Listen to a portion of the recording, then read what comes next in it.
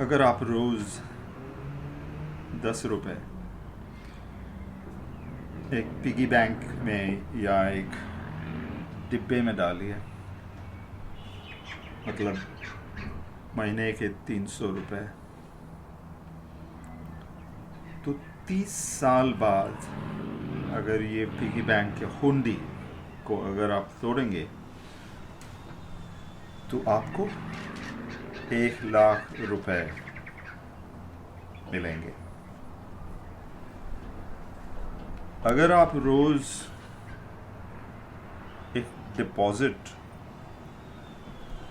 Compound interest deposit में कहीं डालें जिसमें आपको मान लीजिए 5% किश्त मिल रहा हो, रोज 10 रुपये, महीने के 300 रुपये, 30 साल बाद आपके पास 2.5 लाख रुपए होंगे उस अकाउंट में। Welcome to learner centred design education. मैं हूं आपका होस्ट सौमित्री वरदराजन। तो ये चौथा एपिसोड है ये रेडियो बकरी के सीरीज़ में, और आज का टॉपिक है लर्निंग मैथ्स थ्रू कुकिंग। तो जो खाना बनाना होता है उसमें चीज़ें मेजर करनी होती हैं, तो उसमें वेइंग स्केल का इस्तेमाल होता है। जैसे हमारे यहाँ घर में अगर केक बना रहे होते हैं तो रेसिपी आपने खोल लिया और रेसिपी में वो कहता है 400 ग्राम्स इसका, 200 ग्राम उसका, फिर वो दूसरा बदल जाता है, वो कहता है चीनी ग्राम्स में देते हैं, वो कप मेजर में देते हैं, 1/3 कप, 1/4 कप, 1 कप का 2 हिस्से में करके या 4 हिस्से में करके वो 1/4 कप। तो ये जो मेजर्स हैं, हमारे पास एक कप्स हैं जिनमें लिखा हुआ है कि ये 1 कप है और उसके नीचे लिखा रहता है कि ये 1/2 कप है या ये 1/4 कप है। तो ये सेट ऑफ मेजर्स हैं। फिर चमचे हैं, चम्मच हैं, टेबल स्पून, टीस्पून, वो भी मेजर्स हैं। सो कुकिंग में ये थोड़ा साइंटिफिक क्वांटिटी मेजरमेंट का इस्तेमाल होता है। और जब चावल दाल वगैरह हैं तो वो तो ग्राम्स में दिए जाते हैं। तो अगर आप रेसिपी को लेके और उसके बेसिस पे कुछ कुकिंग करो तो आपको काफ़ी मेजर्स और क्वांटिटीज़ इस्तेमाल करने होंगे। तो द क्वेश्चन, जो सवाल उठता है कि क्या गणित, क्या मैथमेटिक्स कुकिंग या खाना बनाने के नहीं फिर से लिख क्या खाना बनाने के माध्यम से गणित सीखी जा सकती है? तो ये क्वेश्चन उठता है। जो डिज़ाइन एजुकेशन में हमेशा जो चीज़ आपको चीज़ों को बताने के बजाय डिज़ाइन एजुकेशन में हमेशा एक चैलेंज दी जाती है कि ये आपका प्रॉब्लम है, ये आपका चैलेंज है।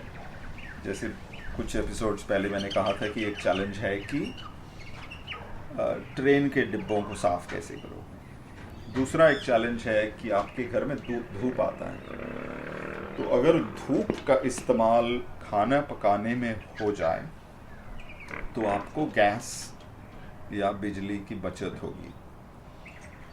तो ये चैलेंज जो दिया गया था हमारे स्टूडेंट्स को वो ये था कि कुछ ऐसा चीज़ बनाओ जो पीछे आंगन में धूप में आप रख सको, और जो कुछ जो कुकिंग जो करते हो वो बाहर धूप में करो ताकि उतना गैस की ज़रूरत या इस्तेमाल ना हो, तो आपको पैसे बचते हैं।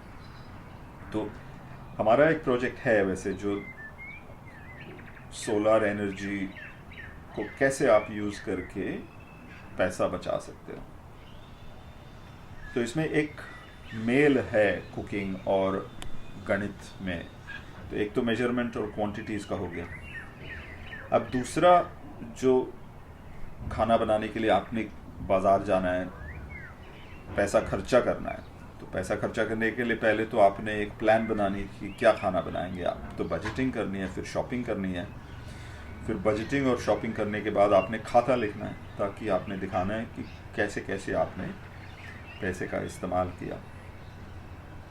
तो ये सब चीज़ें अगर आप बच्चों से करवाएं तो वो ये सीख पाएंगे कि खाता कैसे लिखते हैं या बजटिंग कैसे करते हैं, और पैसे की जांच, पैसे की अंडरस्टैंडिंग आ जाएगी। अब एक दूसरा जो टॉपिक हम यहाँ पे यूज़ करते हैं वो ये है कि आजकल स्टार्टअप्स का ज़माना है, ताकि मतलब ये कहते हैं कि सब लोग स्टार्टअप शुरू कर रहे हैं। चायोज़ एक स्टार्टअप है, जोमेटो जैसे स्टार्टअप हैं, तो अलग अलग किस्म के लोग अपना नया इंटरनेट ऑनलाइन बिजनेस बना रहे हैं। तो इसको अंग्रेज़ी में एंटरप्रेन्योर कहते हैं, या एंटरप्रेन्योरशिप की मतलब, वैसे तो आप वो वर्ड बिजनेस यूज़ कर सकते हैं, लेकिन ये नए वर्ड्स चले हुए हैं। और इसमें एक जो ऑन्टर निकाल के वो प्रेनर को यूज़ करके बच्चों का प्रेनरशिप, जैसे किड प्रेन्योर एक फ्रेज़ है, वो ये है कि बहुत सारे बच्चे हैं जिन्होंने ऑनलाइन कुछ उन्होंने शुरू कर दिया, अपना बिजनेस शुरू कर दिया, या तो ऐप बना दिया या कुछ कर लिया।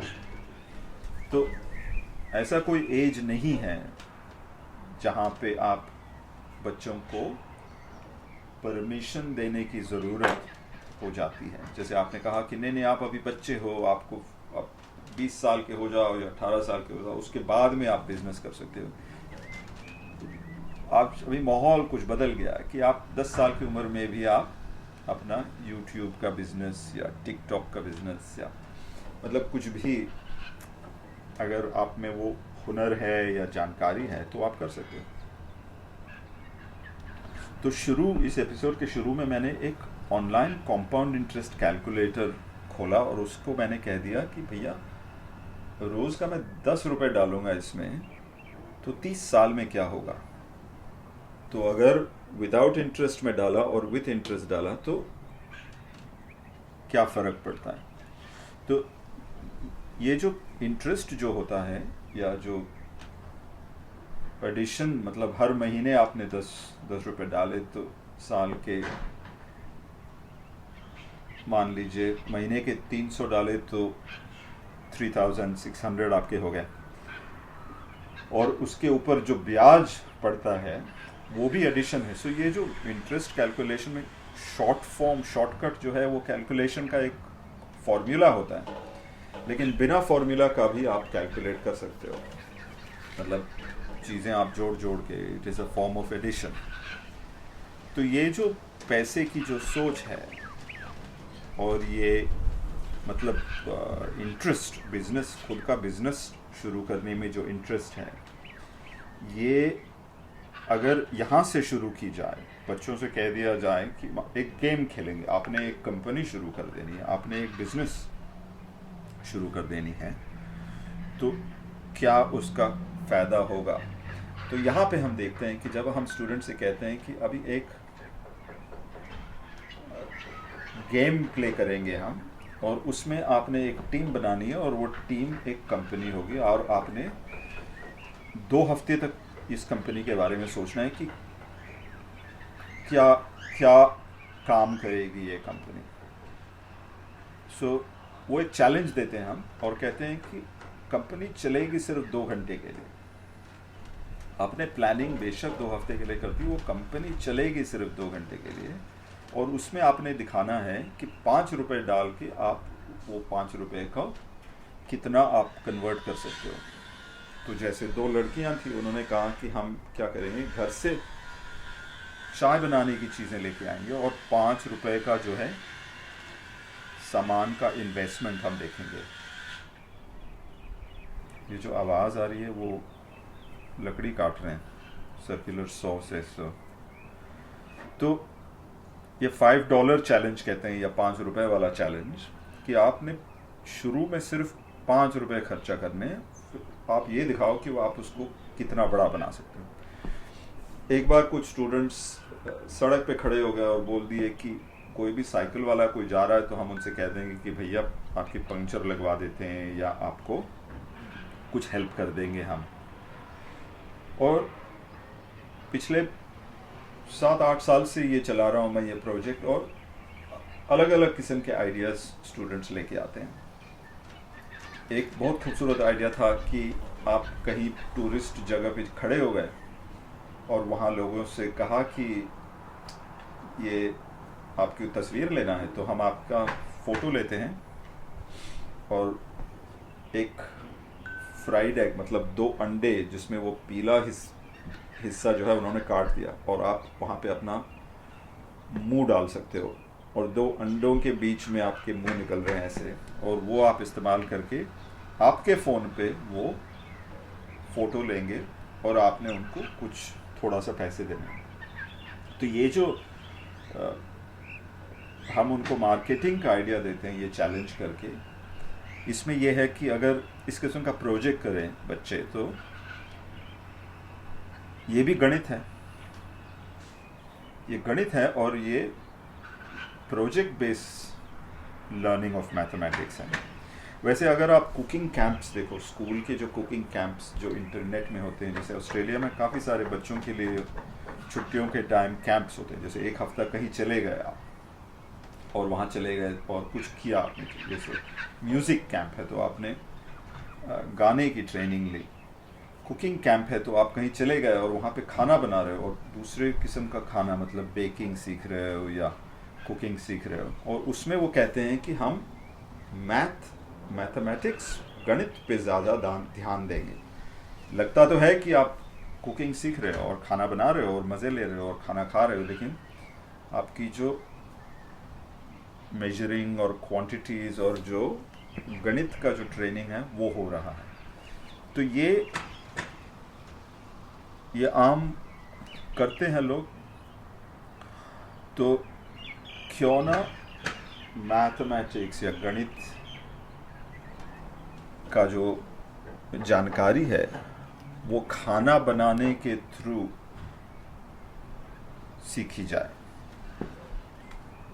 फाइनली ये जो स्पेंडिंग मनी मतलब पैसा खर्चा करना, मेकिंग मनी मतलब पैसा बनाना, और तीसरा ये है कि कोई भी अपना खुद का कारोबार शुरू कर सकते हैं।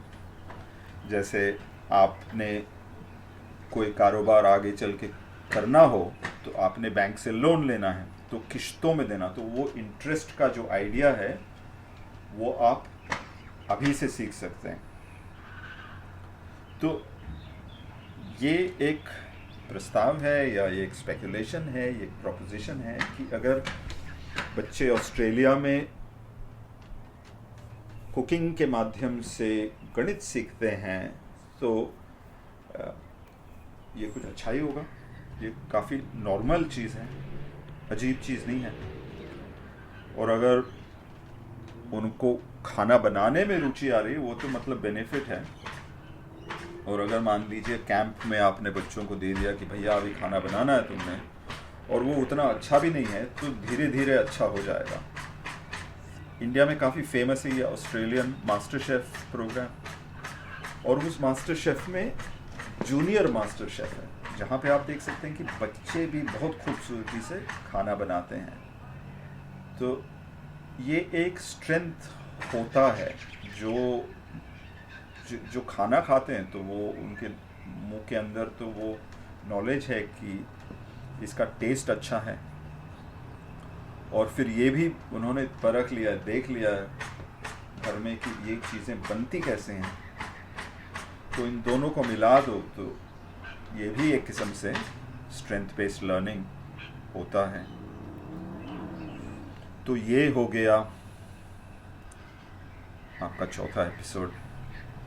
आगे चल के एक और मज़ेदार एपिसोड, और अभी sayonara, Japanese good bye sayonara कहते हुए एक थोड़ा सा बकरी का ऑडियो।